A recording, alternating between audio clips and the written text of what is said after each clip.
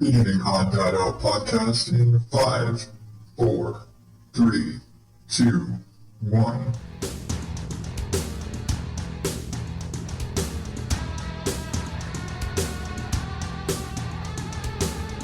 Welcome to the ODO podcast, where normal is not my specialty. I am your host, the just can't catch a break, Adam Higgins, the Odd Dad Out. You can find me at oddadoutpodcast.com and at oddadout in all the social media places. And this is a show where I ramble and rant about whatever the hell's going on in my life and whatever is in my head, and tell you about weird shit in the news. And today, I've actually got a movie review for you, because why the fuck not? Okay, I don't have news for you, because nothing was in the news was all that interesting. The only thing I had was a guy who asked to go back to jail instead of being on house arrest because he couldn't stand living with his wife anymore. But I felt like I was probably going to get some hate mail from that, so I just let it go. Oh, you got the gist of it. Anyway, so you know how in the last episode I talked about how Charlie went to the hospital, broke his arm, that whole thing? Well, wasn't 2 days later, I find myself out of work again for another hospital visit, not for one of the boys, this time for one of the dogs. Come Friday, and mind you, I didn't go back to work until Thursday last week. I worked on Thursday. Friday, after school, I'm back in the ER, or the emergency vet, as it is, with my wife's dog, Jasper. But to get to that point, let's rewind a little bit, go back to the beginning of the week.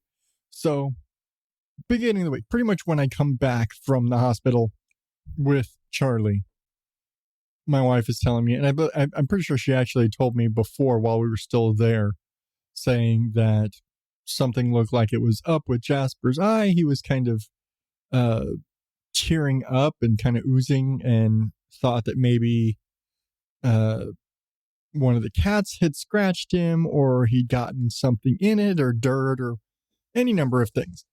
He's fond of rolling around in the grass in the backyard, so we figured, maybe he's got some grass in his eye, or maybe a random mesquite branch still in the grass, because I haven't mowed since the last time I ground up mesquite branches. So maybe there was like a mesquite thorn or something, we thought maybe something scratched his eye, whatever. Lots of options. And, he was kind of squinty and tearing up, or maybe just allergies. We're like, oh, okay, maybe he just got allergies. Again, he rolls around in the grass a lot. So we figured by now, if he had allergies, we would have noticed, but you never know. Anyway, this is going on pretty much all week, but we're kind of like, okay, well, it's just like, whatever, it's just kind of tearing up and oozing, but it's not too much else. And we had resigned ourselves, like, okay, if this doesn't clear up by Monday, we'll call the vet and have him take a look at it, because hey, this has been going on most of the week. Get to Friday, pretty much the same thing. It was a little, he was squinting a little more on that one eye, but that was about it.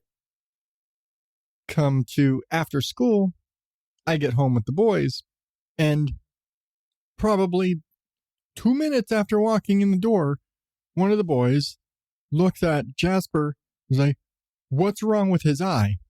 And we're sitting here thinking, oh, it's all teared up. No, it looks like his eye is rolled back in his head.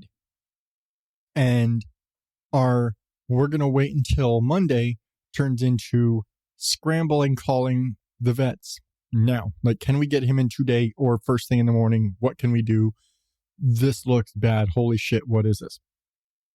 Now, I will say, looks like his eye was rolled back in his head. And I say that strictly because now we know better. But at first appearance, it just looks like his eye's gone white and it's all rolled back in his head. And we're like, shit, what's going on? What's happening with his eye? This is so much worse than it was literally an hour ago. Like, it didn't look like this when I left to go get the boys, and now it does. So, called a vet. There's like we have two different vets nearby us. Like, we have the one that we prefer to take him to, and the one where he goes to get his shots because it's a good deal. So we call both of them. We're like, hey, when can you get us in? The good vet can't get him until Monday. They're not open on weekends. It's 4:00 on a Friday. They don't have any more room for the day. We're like, we can get him in first thing Monday morning. Like, shit, that's too long. So we call the other one. They're open 7 days. We're like, we can get him in at 11 o'clock tomorrow morning, but if he's got a problem with his eye, you probably want to get that looked at immediately. So we call around to some of the emergency. There's like a 24-hour, couple of them, but there are a couple of 24-hour veterinary emergency rooms, basically. So we start making calls, and basically it doesn't matter. It's going to be like 4 to 5 hours from whenever they get him checked in. They're like, if his vitals are stable, you're looking at anywhere from 3 to 5 hours before he'll be seen, just depending on any severe patients, what else comes in the door, because a dog that just got hit by a car is going to get first priority over the dog who's got a squeaky eye. But, it is what it is. So, not knowing what the situation is, again, we're looking at this like, something's wrong. His eye just rolled back. What's going on? And I've seen enough videos of things like fly larvae getting into a fucking dog's eye or nose or whatever that I'm like, shit, is there something in his eye that's causing this? Whatever. So anyway, scramble, rush him over to one of our local 24-hour emergency vets. And I will say we're probably never going back to this clinic again. I didn't get a good vibe about them when I pulled up. They're not in a particularly nice neighborhood, and we just didn't get a good vibe from them.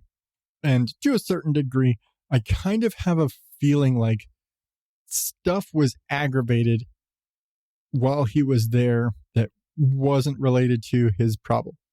But that's just kind of us looking at things. Anyway, we get him in there, and they tell us, okay, his vitals are stable, heart's good, he's not, bleeding or anything. So, he's basically lowest priority, which sucks. But, they look at him, and ultimately they're like, okay, it's not, his eye isn't rolling back in his head. It is his lower third eyelid. How dogs have, upper eyelid and lower eyelid like a normal person, like a person does.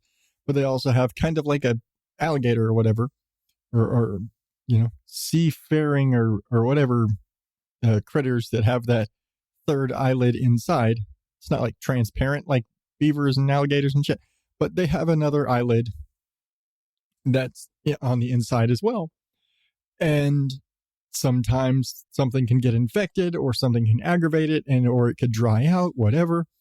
And so that little internal third eyelid can stick or creep up or whatever. Like, they'll try and blink and it'll stick or whatever, and it'll look like, because it's kind of white gray, it'll look like their eye is rolled back in their head. But they were like, but if you pulled, if you actually get in there and kind of pull that eyelid down, you can see that the eye is in fact facing forward. It's just, this eyelid problem is, just, it's stuck, whatever. But they couldn't see any dirt or a thorn or grass or anything in there that could have necessarily caused it. Usually, oh, you got dirt in your eye. Kind of like if you get a sty or you've got dirt in your eye and your eye's all twitchy, whatever, like a normal thing. But they couldn't see anything. So they did some special treatments, and they give him these drops that are supposed to make any sort of foreign contaminant visible so they can try and flush it out. Couldn't find anything. As far as they could see, there was nothing in his eye causing it to do this. So they kind of went to a trauma theory of, because like I said, maybe he got poked or scratched or whatever, got hit by, fighting with one of the cats or something, which he's very unlikely to do, but we have 3 cats. It totally is something that could happen. So we kind of lean into okay, maybe there's some sort of a trauma. Something happened to him. He got hit in the eyes. Something caused a damage to his eye to cause his eyelid to dry out and stick and whatever. Ultimately, they're like, there's probably a light infection, so we're going to give you some antibiotic drops and some artificial tears. And they're like, okay, put this in his eye this often, put these on his eye this often, do this and this and this, and making a follow-up appointment with your regular vet in about 3 or 4 days. Okay. Seems reasonable. Here's where I get into why we started questioning this vet. So we don't get him home until probably close to 9 o'clock that night. I go pick him up, and they're like, oh, he's a little groggy, but he's okay. He's doing okay. And I get him, and them having, done their tests and stuff, his eye looked bad. It looked so much worse. And he was limping, and we're like, and I'm not even thinking about it. We're like, I'm under the impression that, okay, they had to give him some pain stuff, and maybe he's a little groggy from medication they gave him. So he's kind of stumbling a bit. He's slightly discombobulated. I mean, his eye looks like shit, but they gave him some drops and they gave him some different stuff. So it's probably just the medication. I'm giving, for all intents and purposes, I'm giving them way too much credit here. I'm assuming they've treated him, and the treatment just kind of, much like Charlie being doped up on ketamine and making weird statements and that sort of stuff, and being sedated or whatever. I'm assuming they gave him some pain stuff that is making him a little drowsy, and he's stumbling a little bit and that sort of stuff. And he's slobbering because he's half sedated, whatever. I'm assuming all this, which I'm going to say right now, not fair to assume anything when it comes to anything medical, whether it's a human doctor or an animal doctor. Don't assume shit. Ask, get things confirmed. In many cases, get it confirmed on paper. It's just easier to track that way. Helps your memory. Nevertheless, get him home. Look at him when we're home and realize he's like slobbering a lot. And I'm like, again, I'm under this assumption that he was just medicated and that's why he's slobbering and stuff like that. And, as soon as we get home, he goes towards his water bowl but doesn't drink it. He like stares at it like, I want to get a drink, but I don't want to get a drink. And again, he's slobbering a lot. And I go to grab a paper towel to see that, like, just to clean him up because he's slobbering so much, and realize that he's bleeding from his mouth. And we look at his discharge paperwork and it says, oh, they did an oral exam. I'm like, don't know why they would do an oral exam because they're checking his eye, but whatever. And we're like, okay, maybe they just kind of messed with something and they knocked something. Maybe he bit down on something or whatever. Not sure, but definitely concerned. We're like, why is he like drooling and bleeding from his mouth? But it stopped for the most part. So we're like, okay, well, maybe it's like, maybe he chomped down and bit his tongue or something like that. I don't know. Again, assuming. Did a lot of assuming, and his assuming kind of bit us in the ass. But we're like, okay, but it stopped. But he's groggy. I don't know. But give him his eye drops and all his stuff and everything. But we notice he's not eating. And we're like, he's been there all evening. Normally he'd be pestering us for dinner by now. He's not eating. which is peculiar. But we're like, oh, well, he just had a traumatic thing going to a different vet than he's used to and all this stuff with his eye. He maybe just doesn't feel like it. Maybe he'll eat overnight. We'll go to bed and he'll go eat something and, it'll all be gone in the morning. It won't be a big deal. So get up in the morning.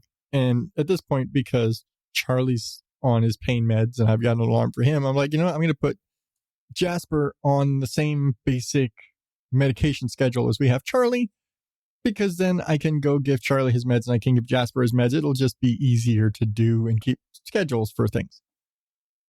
So get up and look at Jasper, and his eye looks completely glazed over, like you can't see the damn thing. I mean, you can tell at this point it is third eyelid all the way up. Cannot see his eye at all. And the entire side of his face is completely swollen. He looks like a boxer, professional boxer, not the dog. He looks like a boxer just slugged him in the face. His eye is all messed up. His whole face is swollen. He's drooling. And he does not want to get up for shit. He does not want to move. We're having to coax him, try and drag him to get up. He is not having it. And Mystic, being hyper puppy that she is, not thinking he's in pain, goes over and she's bouncing around and just fucking dogzillas and slams into him and just kind of bumps into his face, and he lets out a pain yelp like you've never heard.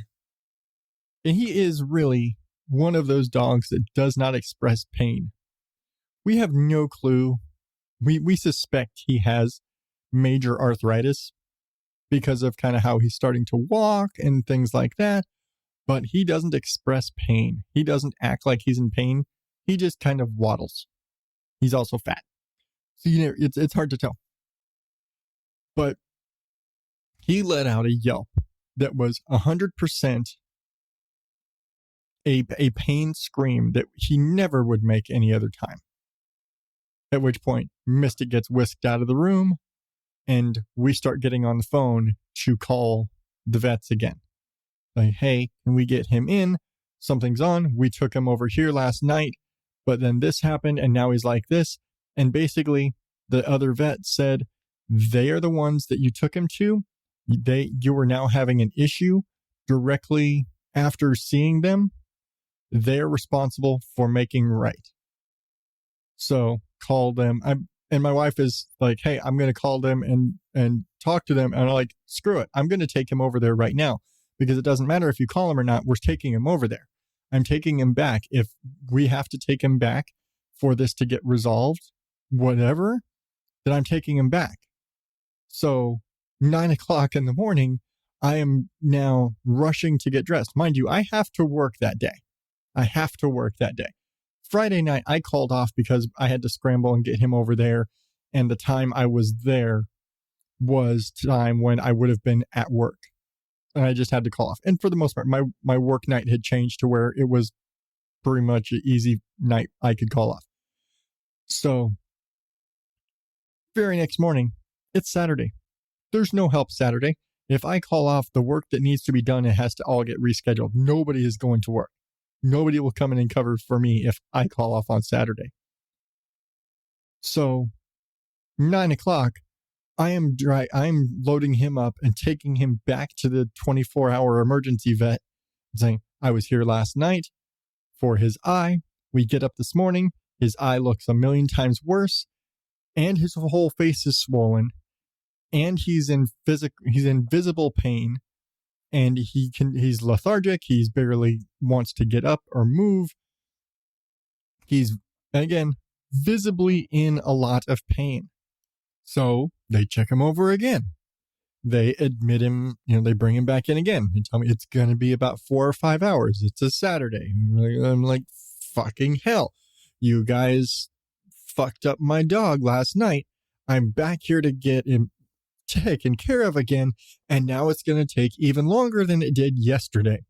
What the fuck? You guys fucked up my dog. I want it made right now. I want to know what is wrong with my dog now, because he was not this bad when you released him to me last night. He was not this bad when I brought him in. He was worse when I took him out, and he's even worse now.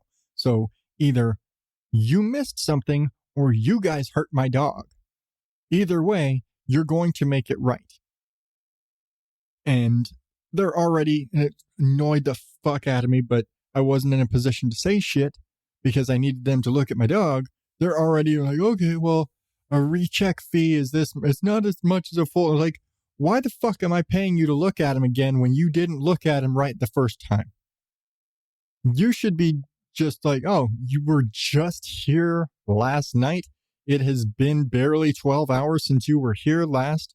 We're not going to charge you another fee for coming in because obviously we didn't check and find the problem the first time.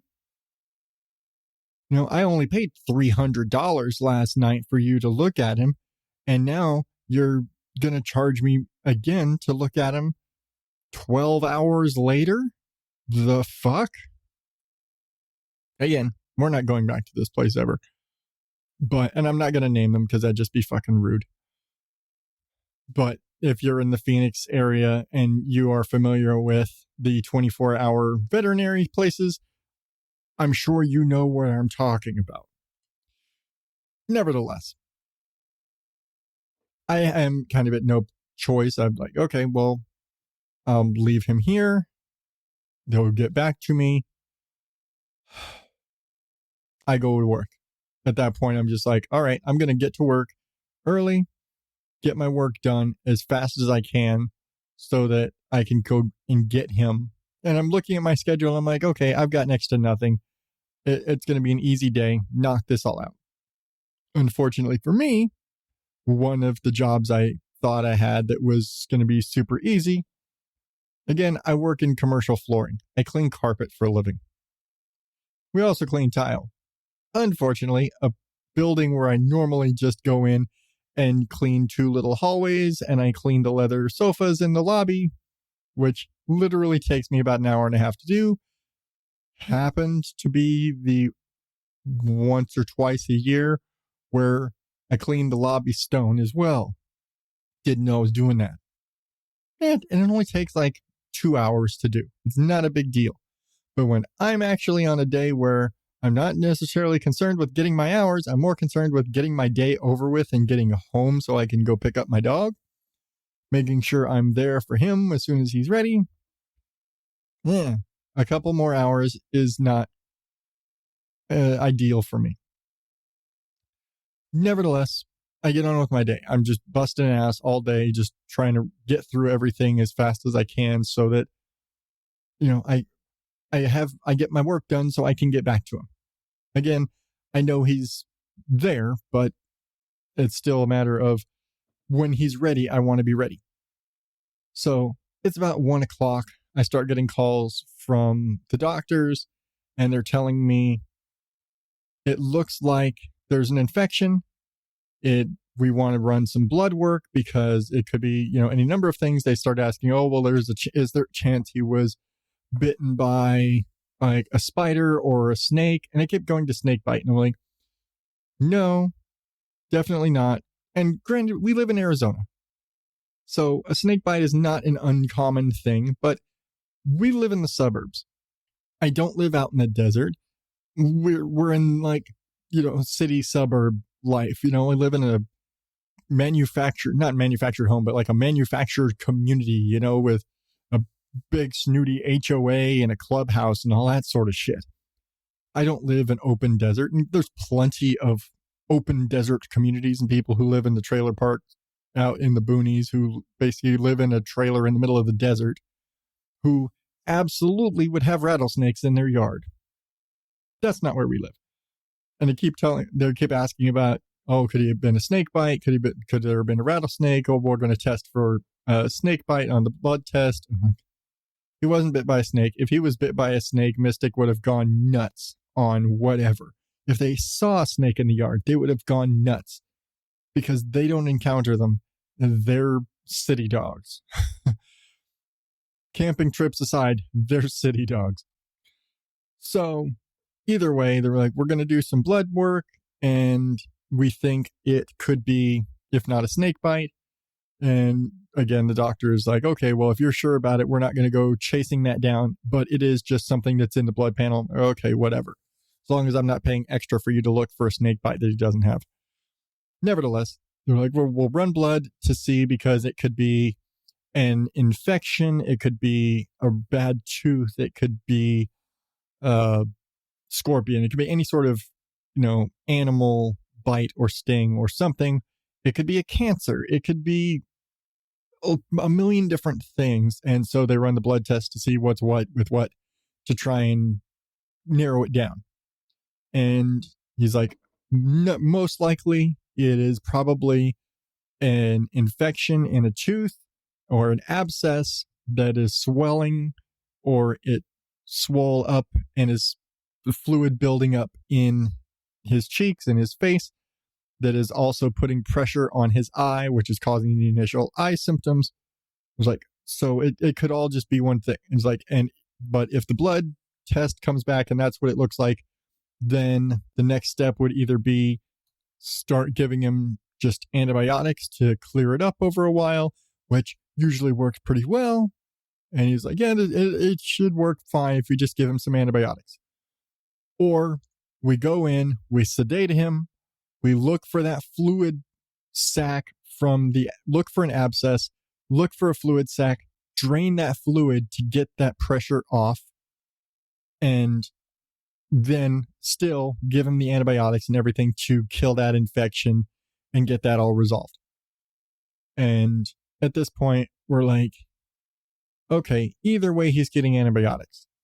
But if we don't take care of this swelling issue, if they can go in and find that and reduce the swelling and get it drained, then even if it's going to just be antibiotics to kill the infection, this way, less pain now. Eliminate the pain issue, deal with the infection as we go, but let's eliminate the pain issue. So, okay, fine. Go ahead and give him the okay, sedate him, go in, find the thing. They go in, they find the thing, they find the fluid sac, the abscess. They drain it, they take care of that. They're giving him IV fluids, they're doing all the stuff. They got him on pain medication.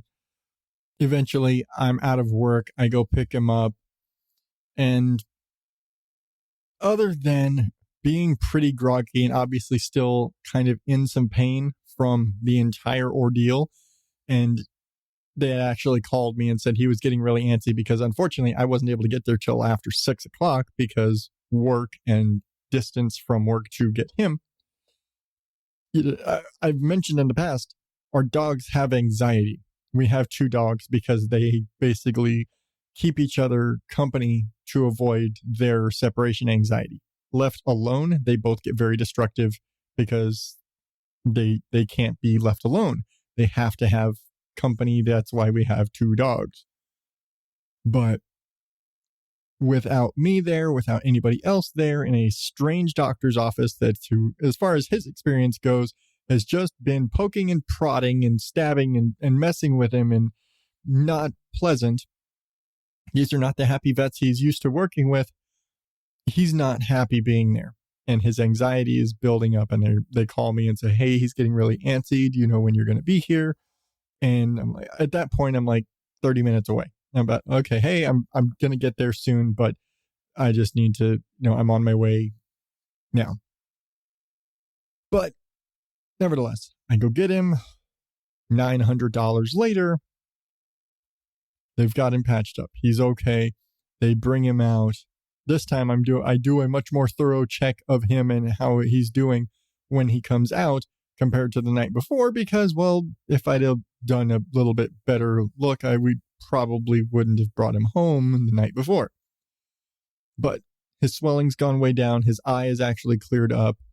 He is limping a bit, but they'd also had to give him an IV in his leg. And so he's got a bandage on his leg, and where they'd shaved him so they could give him an IV. I'm like, yeah, I bet his leg's bruised as fuck. I'd be limping too. So, and again, assuming, but it's a fair assumption, he's got a bandage on his leg. It makes sense that he's limping on that leg. So, get him home. He now has pain meds and antibiotics every 12 hours, plus his eye drop antibiotics, because they still want us to treat the eye issue, even though for the most part the abscess issue and the fluid, all that, and that infection is essentially what caused the eye problem. Especially after a few days, we've seen that almost go away. His eye pretty much at this point looks fine, and I kind of feel like it's a little redundant giving him an oral antibiotic for the infection in his tooth and antibiotics in his eyes when the problem with his eyes was from the infection in his tooth. But it's eye drops. I'm not going to fuss over it, other than I'm just going to give him his meds until done. Either way, they also said, hey, we don't do extractions here like that, so you need to get with his vet and get that tooth issue taken care of. So coming up in another week or so, I'll be taking him to his regular vet to get that bad, rotten, no good piece of shit tooth pulled out and that whole thing resolved. But in the meantime, he's doing a lot better. We were doing a lot of before and after and progression pictures of, well, here's what he looked like before he went in. Here's what he looked like when he came back that night. Here's what he looks like the next morning. Here's what he looks like when he came back that next night. And here's how he looks, just all of that, and just kind of really monitoring his progress through all of this. Because especially those first few days coming home, he was still in a lot of pain. He couldn't eat because of his busted tooth. So I had to get him some soft food, and I'm having to feed them on a very strict schedule to keep his medication timing, because his medication has to be taken with food. But he's doing a lot better. First day, we had to really drag him to get up. He didn't want to get up in the morning, and they told us his pain meds were going to leave him really groggy and kind of sedated, and we're like, okay, maybe it's just the pills. He basically slept all day. His next day, that Sunday, he just laid down and stayed there. He didn't move. We had to really like, hey, buddy, you need to get some water. Let's get you some water. Let's go outside and pee. He'd go outside and flop in the grass. And you have to drag him to like, hey, come on, buddy. Really just build him up to get him to go out and come back inside. And then he would just flop down in front of the couch. And he had the laziest damn Sunday. But again, after everything he'd gone through Friday and Saturday, couldn't blame him. But, a couple days of meds later, he's doing a lot better. Again, his eye is all pretty much cleared up. That issue is resolved. He is moving. He's not really limping so much anymore. The first couple of days, he was like, again, it went from he don't want to move. We got to really get him to, he's not moving much, but he gets up and gets some water. He goes over and gets, he's moving between his different locations in the house, because he tends to rotate between the boys' room and our room and the living room, and just kind of, where do I want to sleep at this time of day? And he started, going over to the door saying he wants to go out again, versus just laying there and dealing with it all day. And we have to really tell him to go outside. And now he's pretty much back to normal. He doesn't move particularly quickly anyway, but he is still on sedative pain meds, so I'm not expecting him to run anywhere. But for the most part, he's somewhat back to normal again. I'm still keeping him on soft foods because, again, he's got a bad tooth, and we're pretty much, we accept that as the explanation for everything when they're like, hey, we found it. This is the thing. He had this, this, and this. That bad tooth and that abscess explains the bleeding from his mouth the night before. It explains the swollen face. All of the symptoms, all of the things that we had that were problems are explained by the abscess. The biggest problem we have, though, is it was essentially aggravated by them diagnosing his eye and doing the examinations to figure out the eye problem. And they didn't spot that as part of their examination for his eye. They didn't notice, oh, his face is swollen. Because by the time I got him home, it was starting to swell. They didn't notice, oh, his face is sensitive. Oh, he's bleeding from his mouth. They noticed that he has sort of a saddle back, and his doctors have kind of attributed that to old age, being overweight, and possible arthritis, which at this point we're pretty sure he's just got full-blown arthritis. But they didn't catch it. They didn't look at, oh, he's got swelling to one side of his face. Maybe we need to look at this. No, they were like, oh, they said eyeball, look at the eyeball. Ignore the other symptoms. Let's just look at his eye. Give him some eye drops. Get the fuck out of here. That'll be $350. So really kind of miffed with that particular clinic. But at least as of right now, he's doing a lot better. So we're happy about that. And he's got his appointment to get his teeth looked at so that they can fix the problem. So that won't be an issue for him anymore. And again, he's doing better, and he's in much better spirits now. And so we're happy. He's doing better. Everybody's better. I'm back to work. I don't want to go to any more doctor's office. I don't even care if it's the vet. I don't want to do this anymore. I don't want any more emergency room visits. Okay, enough about that. We need to change gears here. Recommended listening. Okay, it's not a recommended listening, it's a movie review, but I've only got one sound drop and I didn't want to record another one. Did you know there was a new Paranormal Activity movie? Because I didn't. I found this out like Friday, scrolling Twitter, and happened to see a commercial or a tweet ad for Paranormal Activity Next of Kin, which is apparently a Paramount Plus exclusive. Which, if you know anything about streaming services and the quality of their original programming, the hierarchy of streaming services does dictate the quality of the programming from the creators. Let's just all admit this. Netflix original movies are better than Hulu original movies, which are better than Paramount original movies.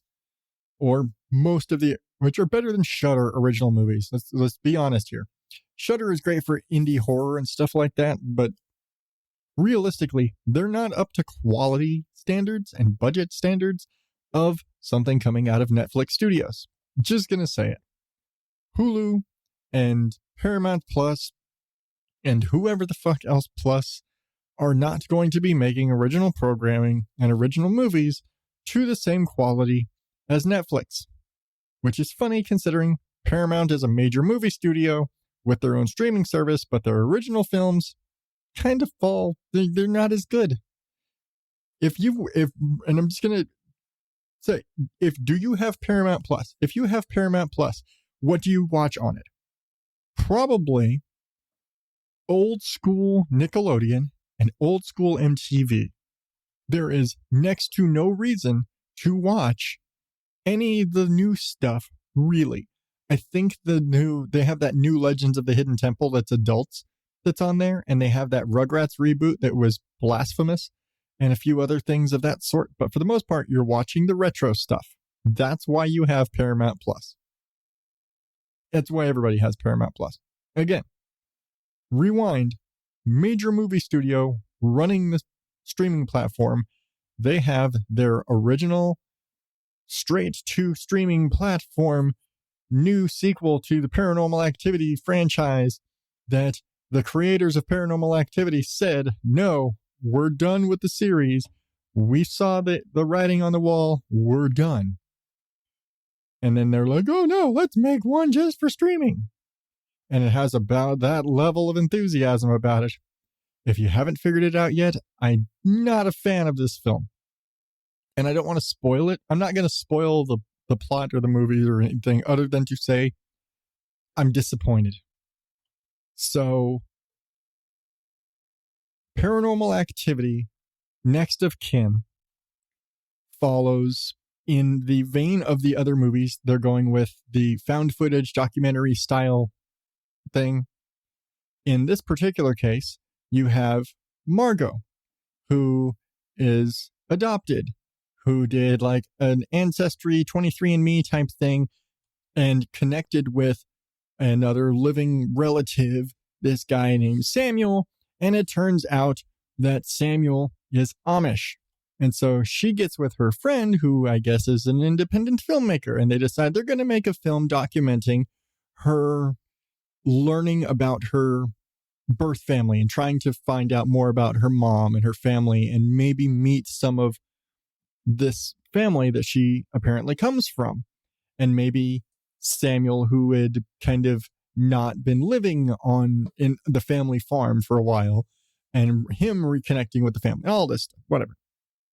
But they're doing the whole, I'm going to reconnect with my birth family after finding out I was adopted. And that's their whole shtick. So that is the found footage, a plot device, basically. I'm just going to say this right now. It's like they forgot they were supposed to be doing that. Because if you've watched any of the Paranormal Activity movies, every single camera shot can be explained by the filming method, whether it's done in security cameras or the guy is documenting everything. Like in the first movie, it's, they're filming on their phones, or he's got this handy cam and he's just, he's a guy making videos about weird shit or whatever. It's like, we saw some whatever shit. There were noises, so I put up security cameras or whatever. There is a plot explanation, however thin it may be. There's a plot explanation for the cameras, and they stick to that. They are always very, every shot is from an established camera that is set up as part of that plot. In this movie, half the time, shots don't make sense. There's camera shots that just are like, there's a lot of, which is a criticism of found footage in general, of why are you filming this? There's a lot of them having conversations where the filming of it is literally like the camera sitting over in the corner, and like you wouldn't be filming this, and it'll be one of them holding like a handheld camera while the entire scene is being shot from another camera sitting on a table in the corner of the room for no reason, because they're basically just having a conversation and it's not something that is relevant to be filmed. And so it just doesn't work. And they're really bad about keeping on the documentary found footage kind of thing. And the fact that it's being shot as, we're filming a documentary, means we can have the higher production value cameras. We're not going to make this look like it's shot on a Super 8 or on an old VHS or on security footage. It's going to look like a Hollywood movie because, we're trying to make a documentary. So the whole thing looks entirely too polished for the Paranormal Activity franchise. Kind of the charm of those movies, and especially being a found footage film series, is things don't look clean. Things are kind of sloppy because they're security cameras. They're, guy bought a camera so he can film, he set it up and film shit in his house. His old family home movies, all that sort of shit. That is the basis. This is entirely too polished, flat out. And when I showed the trailer to my brother, he's like, yeah, this looks too Hollywood. So I'm not going to spoil the story. I mean, there's the plot. Shenanigans occur. It's a Paranormal Activity movie, right? Weird shit starts happening, creepy stuff. It's all on camera. Things progress through the course of the movie. Get to the third act where, shit starts really happening. And in every other Paranormal Activity, this is the point of the movie where the lead female gets possessed. Whether it was Katie or Christy or kid, Katie or Christy or whatever, or I forget the name of the kid, or in the marked ones, the Latino spin-off movie, which honestly was just, it was a good Paranormal Activity 5. They really should just renumber them because it was a perfectly good sequel. It fit in the lore. But in the movies, around the third act, main person is now possessed. And now it's the part of their significant other, or in the case of like the marked ones, it was his best friend who was the one filming his progression and everything, to try and rescue them from their possession and solve the problems of the things that are happening. And so you expect that to happen. That doesn't happen here. In this movie, there's just straight up a legitimate monster. There is like in every other Paranormal Activity movie, it's ghosts, demons, whatever, supernatural, paranormal shit going on the entire time. In this movie, no, there is a physical, corporeal monster that not only completely just fucks off all the rest of the lore in the entire series, but you see this thing clear as a bell, fully lit, and it looks like shit. This is, it's garbage. The creature in this, part of the charm of this entire series, you didn't see shit until the last movie, and even when you finally did see something, it was basically a cloud.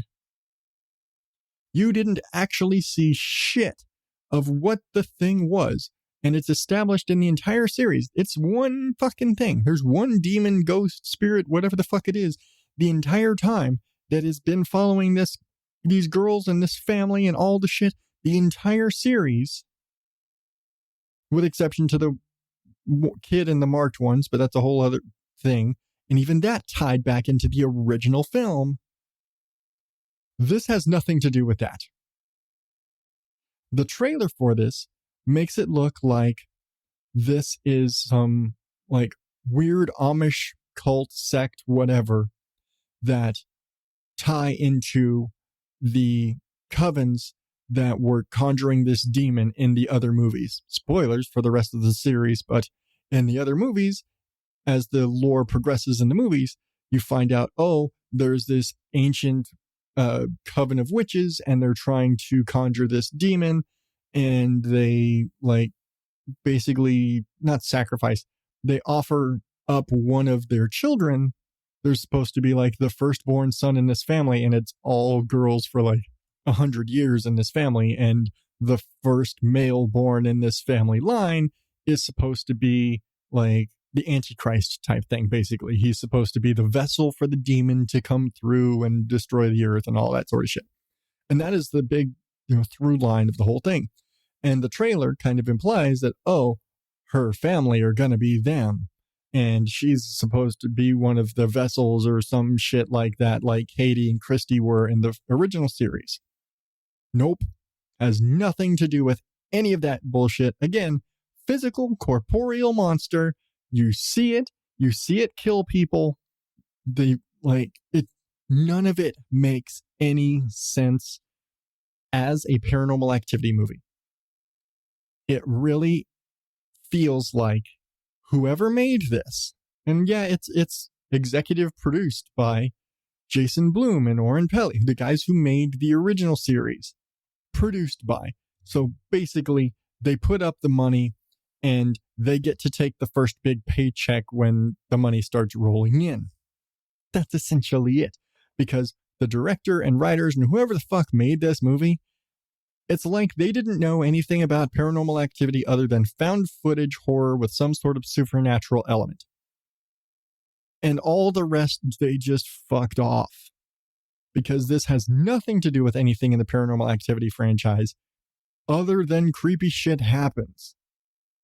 It's got a Halloween 3 Season of the Witch vibe to it without any of the quality, because at least in that case, they were trying to turn the whole thing into an anthology. This is bullshit. Just gonna say it. This has nothing to do with Paranormal Activity, and they just slapped the name on it. I have watched some really lame ass indie horror movies on Shudder that have a more coherent plot and are less cheesy. We've watched some Paranormal Activity knockoffs that are less cheesy than this. And it's really a shame because this has the potential to be a decent enough supernatural ghost monster movie found footage thing without the Paranormal Activity name attached to it. But as soon as you put that name on there are 6 previous films in this series with a very deep established lore that they completely ignore and do a wholly original story, essentially. And yeah, great, if it was an anthology series, fine, but it's not. This is a series with an established lore. Literally, all they would have to do is, like I said, and what the trailer implies, is that this girl was adopted or abandoned, whatever the shit, and her birth family were the coven that were trying to conjure the demon in the other movies. That's all they would have had to do. And they could have fucking done the whole thing and had the demon show up full blast. Kind of like in some of the Annabelle movies, where in some of them you see the demon, some it's just kind of a wisp and it's in the background moving shit. They could have done that. They could have shown full-blown corporeal demon if they'd followed the lore in the slightest and remembered that every shot has to be explainable. Again, that's my biggest problem. The 2 biggest problems are you see a very bad monster. The monster looks like shit. And that the camera shots don't make sense. There's just too damn many shots where it's a wide, well-framed shot. Everybody is very neatly placed and it's like it's too clean. It's a Paranormal Activity movie. It's supposed to look dirty. It's too damn clean. And when they're running from shit going sideways at the end of the movie, and they keep handing the camera back and forth, like, it makes no sense. It just makes no sense. You know, there's a point where they're in a car and they're running and they put the camera, they drop the camera in the back and it's just perfectly straight and square so you can see the 2 of them in the front seat as everything's going on. And it's so perfectly framed to see them. And it's just like, ugh.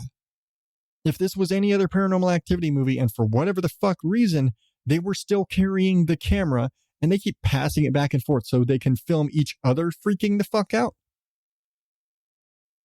which is just fucking stupid. And again, then they set the camera down. No, if it was any other Paranormal Activity movie, what would have ended up happening, if they, again, still had the camera, they'd have thrown the fucking camera on the floor of the car and you would have just heard them screaming or whatever. Maybe you see broken glass coming in or a leg kicking, flying, whatever. You would see it tangentially. Or if they did throw the camera in the back seat and it kind of sees some shit, it'd be fucking upside down. Something realistic where they just threw the camera back there. Not it's very cleanly, squarely placed just in the perfect spot between the seats so that you can see everything nice and clear. It's bullshit. Whoever made this did not know how to make found footage and they knew nothing about, and it's like they'd never seen a Paranormal Activity movie. It just irks me. And the more I talk about it, the more aggravated I get about it. But yeah, that's my review of Paranormal Activity Next of Kin. If you hadn't figured it out, okay, I'm not going to tell you don't watch it, but don't watch it with any expectations around the Paranormal Activity franchise if you enjoyed those films. Personally, I liked them all. It's my type of film. I liked them. I think I own all of them, actually, in some way or shape.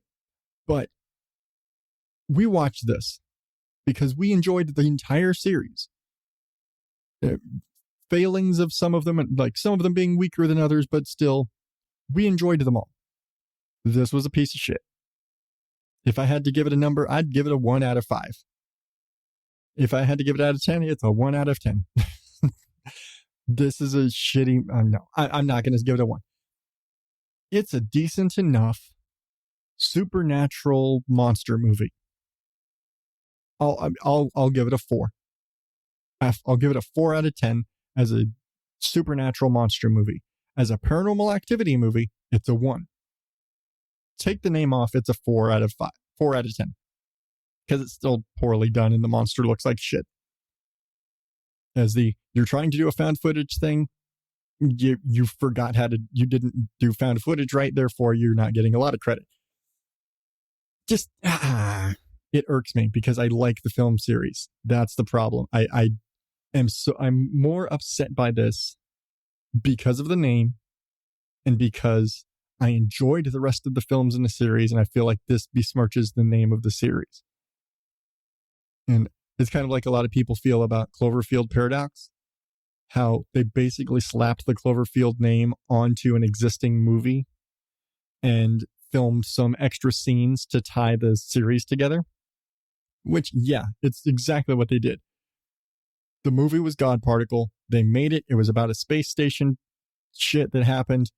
And then they filmed a bunch of extra scenes with the husband and with the monster and all this stuff to tie it to the original Cloverfield movie and all of that. Fine. That was still a better execution than this bullshit, because at least they tried to drag it in there. It was a sloppy way to drag it in there, but they dragged it in there and connected it. They had some throwaway bullshit lines to connect the series together, but at least they did it. This did nothing. This didn't even try to connect it other than found footage, somewhat supernaturally shit going on. Bullshit. Don't watch it. Or watch it, because fuck, people watch a lot of shitty horror movies, and there's a lot more shitty horror movies than good ones. So, it's on Paramount Plus. View at your own discretion. But that's going to do it for me this week. God, I hope I don't have another hospital visit to talk about next week. Thank you for listening to all of my bullshit. And remember, you can find the links to this episode and all the bullshit in it at odddadoutpodcast.com, along with all of my past episodes and places to subscribe and places to reach out to me, whether it's on Facebook, Twitter, Instagram, at OddDadOut, or at the Odd Dad Out text voicemail line 516-636-7631, 516 ODO Pod 1. I don't think anyone's going to email me, but you can call or text that number, or you could email me, show@odddadoutpodcast.com. What the fuck not? I'm just going to throw everything out there. I don't know. So many things, so many ways you can reach me. I don't know. I'm just going to say it. But until next week, my dear oddballs, I am Adam Higgins, the Odd Dad Out. Thank you, and good night.